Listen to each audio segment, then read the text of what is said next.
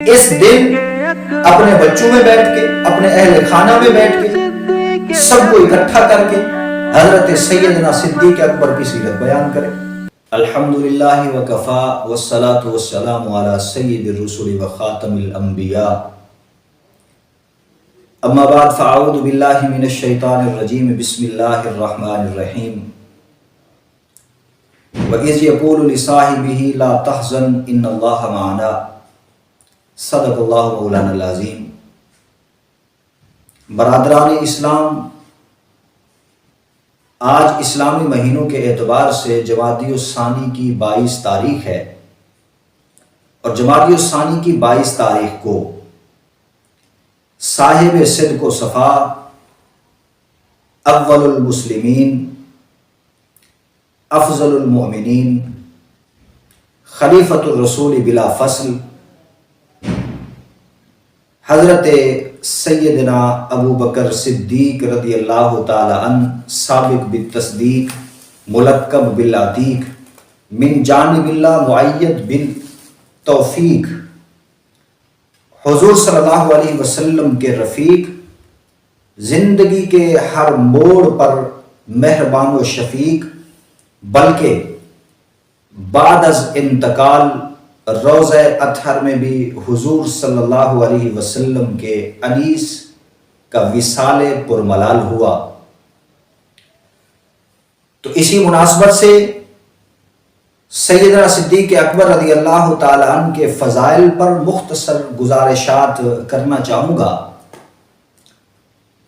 ہم اہل سنت والجماعت تمام صحابہ و اہل بیت سے عقیدت اور محبت کو اپنا جزو ایمان سمجھتے ہیں، لیکن ان تمام صحابہ کرام سے حضرات خلفائے راشدین کو افضل قرار دیتے ہیں، اور حضرات خلفائے راشدین میں سے حضرت سیدنا صدیق اکبر رضی اللہ تعالیٰ عنہ کی افضلیت کے قائل ہیں، اور یہی عقیدہ امت میں متواتر چلا آ رہا ہے۔ حضرت ابو بکر صدیق رضی اللہ تعالی عنہ کے فضائل قرآن کریم کی 20 آیات مبارکہ اور کئی ایک متواتر اور مرفوع احادیث مبارکہ سے ثابت ہیں۔ صحیح مسلم، صحیح بخاری، صحیح مسلم، جامع ترمذی، سنن ابن ماجہ، مستدرک حاکم، مشکات المصابیح، ان احادیث کی کتابوں میں جب فضائل صحابہ کرام ذکر کیے جاتے ہیں تو فضائل صحابہ کرام کے باب میں سے سب سے پہلا باب فضائل صدیق اکبر رضی اللہ تعالیٰ عنہ کا ہے، یعنی سب سے پہلے حضرت صدیق اکبر کی فضیلت کو بیان کیا جاتا ہے، اور نبوت کے بعد دوسرا مرتبہ بھی صدیقیت کا ہے،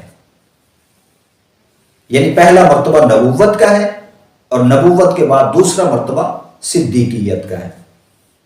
اور آقائے نامدار سرکار دو عالم جناب سیدنا محمد الرسول اللہ صلی اللہ علیہ وسلم نے حضرت ابو بکر صدیق رضی اللہ تعالیٰ عنہ کو 4 مرتبہ اپنی زبان مبارک سے صدیق کا لقب دیا ہے، صدیق کے لقب سے نوازا ہے۔ نمبر 1 قبول اسلام کے وقت، جب سیدنا صدیق اکبر اسلام قبول کر کے آئے، اس وقت اللہ کے نبی نے انہیں صدیق کہا۔ نمبر 2 تصدیق معراج کے وقت، کہ جب اللہ کے نبی معراج پہ تشریف لے گئے، واپس آنے پہ جب اس معراج کا واقعہ بیان فرمایا تو کفار نے ایک طوفان بدتمیزی برپا کر دیا کہ کیا کوئی انسان اتنا مختصر سے وقت میں اتنا لمبا سفر کر کے واپس آ سکتا ہے؟ ان کے ہاتھ موقع آ گیا کہ اب ہم صدیق اکبر کو ورگلا لیں گے۔ صدیق اکبر رضی اللہ تعالیٰ عنہ کے سامنے جا کے انہوں نے کہا کہ کیا کوئی ایک رات کے اندر اتنا لمبا سفر کر سکتا ہے؟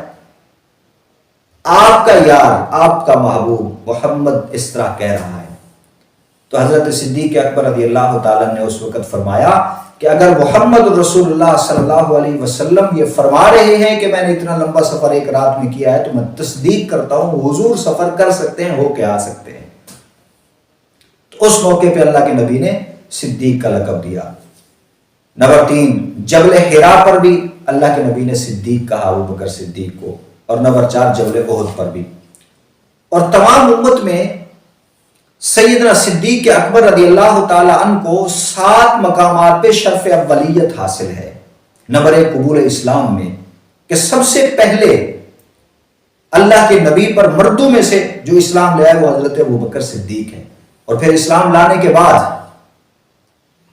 اسلام کی تبلیغ کرنے میں شروع ہو گئے۔ اس کے لیے انہیں تکالیف دی گئی، انہیں مارا گیا، انہیں پیٹا گیا، بے ہوش ہوئے۔ جب ہوش آیا تو اس وقت بھی حضرت صدیق اکبر کی زبان پر یہ لفظ تھا کہ میرے محبوب کیسے ہیں۔ ہوش آیا تو پھر دین کی تبلیغ میں شروع ہو گئے۔ اور نمبر 2 ہجرت والی رات بھی اللہ کے نبی کی معیت میں حضرت صدیق اکبر کو اولیت حاصل ہے۔ ہجرت کی رات میں جب اللہ کے نبی نے اپنی جان، اپنا نفس اگر کسی کے سپرد کیا ہے تو وہ حضرت صدیق ہے۔ اور نمبر 3 خلیفہ رسول بلا فصل ہونے میں بھی حضرت صدیق اکبر کو پوری امت میں سے اولیت حاصل ہے۔ نمبر 4 سبز گنبد میں استراحت کے اندر، کہ وہ جو روضہ رسول ہے، اللہ کے نبی کے بعد سب سے پہلے جو اس جگہ پہ گئے ہیں وہ حضرت صدیق اکبر ہیں۔ اور قیامت کے روز قبر سے اٹھنے میں بھی حضرت صدیق اکبر رضی اللہ تعالیٰ حضور کے بعد امت میں سے اولیت کے حامل ہیں۔ حوض کوثر پر جانے میں بھی صدیق اکبر کو پہلا نمبر حاصل ہے، اور جنت میں داخل ہونے میں بھی۔ یہ وہ 7 مقامات ہیں جہاں صدیق اکبر پوری امت میں سے اولیت کے حامل ہیں۔ اور پوری جماعت صحابہ میں سے ایک اور شرف بھی حضرت صدیق اکبر رضی اللہ تعالیٰ عنہ کو حاصل ہے، وہ یہ کہ حضرت صدیق اکبر خود صحابی، ان کے والد صحابی، حضرت صدیق اکبر کے بیٹے صحابی، ان کی بیٹیاں صحابی، اور حضرت صدیق اکبر کے پوتے بھی صحابی ہیں، حضرت صدیق اکبر کے نواسے بھی صحابی۔ یعنی 4 پشتوں میں حضرت صدیق اکبر کو یہ شرف حاصل ہے کہ وہ 4 پشتوں کے اندر نبی کے صحابی ہیں۔ تو اس مقام کے حامل ہے حضرت سیدنا صدیق اکبر، اور اس 22 تاریخ کو آپ کا وصال ہوا۔ اب چونکہ حضرت صدیق اکبر رضی اللہ تعالیٰ عنہ کے فضائل کو تفصیل کے ساتھ بیان کیا جائے تو وقت اس کے لیے بہت زیادہ درکار ہے، راتیں گزر سکتی ہیں، دن میں اس میں بیتے جا سکتے ہیں۔